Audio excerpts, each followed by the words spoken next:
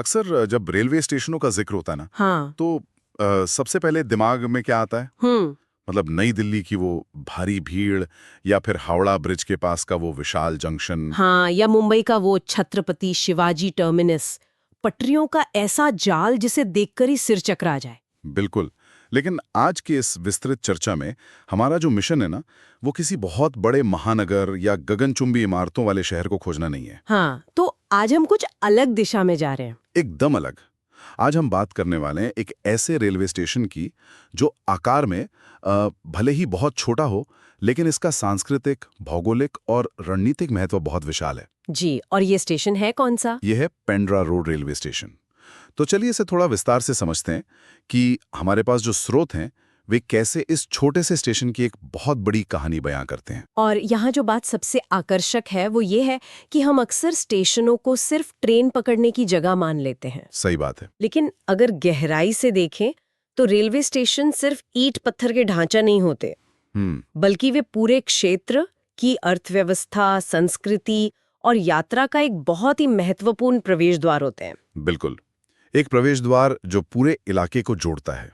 और इस Pendra road station की भौगोलिक स्थिति भी कुछ ऐसी ही है। जी। ये स्टेशन, जिसका स्टेशन कोड PND है, ये छत्तीसगढ़ के गौरेला पेंड्रा मरवाई जिले में आता है, जिसे लोग GPM जिला भी कहते हैं। हाँ, मुख्य रूप से ये गौरेला शहर में स्थित है और ये दक्षिण पूर्व मध्य रेलवे यानी SECR जोन के बिलासपुर मंडल का हिस्सा है। जो कि बहुत ही व्यस्त मंडल है। बहुत ज्यादा व्यस्त है।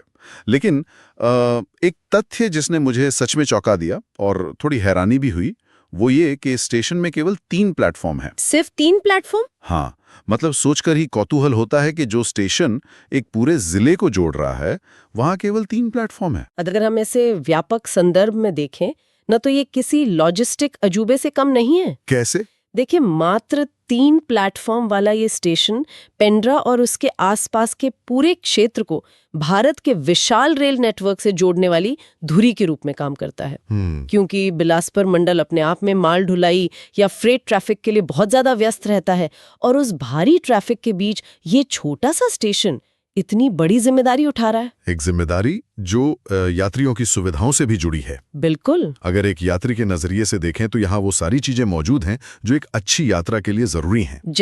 जैसे वहाँ प्रतीक्षालय हैं, टिकट और रिजर्वेशन के काउंटर हैं, पीने का साफ पानी, डस्टबिन, वॉशरूम। हाँ, और चाय की चुस्कियों के लिए टी स्टॉल। एकदम सही, टी स्टॉल और छोटे फूड आउटलेट्स भी हैं।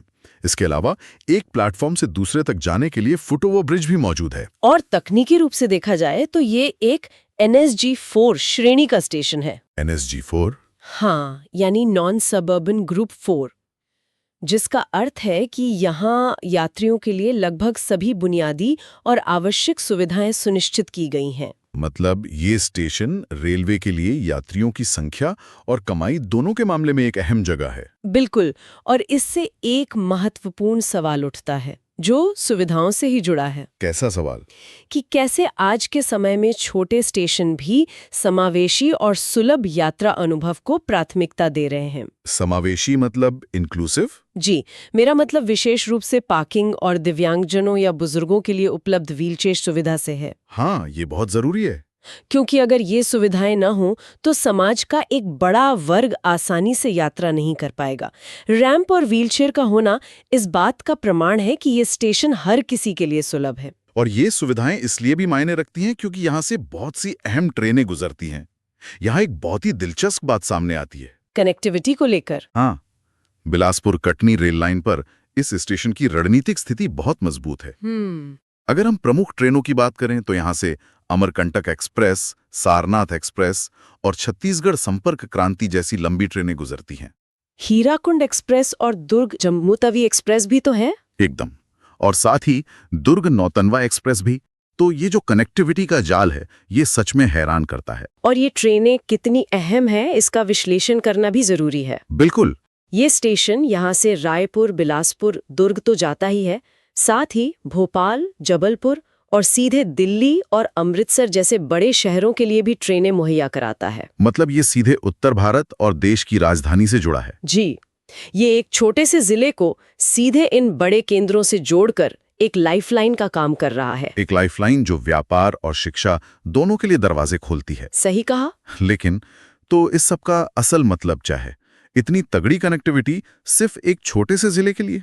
इसके पीछे एक बहुत बड़ा कारण है जो इसे एक सामान्य स्टेशन से अलग बनाता है। और वो कारण है पर्यटन और तीर्थ यात्राएं ना? बिल्कुल, क्योंकि ये मध्य प्रदेश के प्रसिद्ध तीर्थ स्थल अमरकंटक जाने वाले अधिकांश पर्यटकों और श्रद्धालुओं के लिए सबसे नजदीकी और प्रमुख रेलवे स्टेशन है। ये बहुत बड़ी बात है। अमरकंटक का नाम आते ही स्टेशन का महत्व समझ में आ जाता है। और अमरकंटक सिर्फ एक तीर्थ स्थल नहीं है, हाँ, ये भारत के भूगोल का एक बहुत अहम हिस्सा है, क्योंकि ये दो अत्यंत महत्वपूर्ण नदियों का उद्गम स्थल भी है। नर्मदा नदी और सोन नदी। एकदम सही। नर्मदा जो यहाँ से निकलकर पश्चिम की ओर बहती है, और सोन नदी जो पूर्व की दिशा में जाती है। एक ही जगह से निकलकर विपरीत दिशाओं में बहना सच में प्रकृति का एक अद्भुत चमत्कार है। और उस चमत्कार तक पहुंचने के लिए देश भर के श्रद्धालु इसी पेंड्रा रोड स्टेशन पर उतरते हैं। इसीलिए ये एक बेहतरीन ट्रांजिट हब बन गया है। स्टेशन के ठीक बाहर से बसें और टैक्सियां आसानी से मिल जाती हैं। बिल्कुल सही बात है। जो बुजुर्ग नर्मदा परिक्रमा के लिए आते हैं, उनके लिए ये पहला पड़ाव है।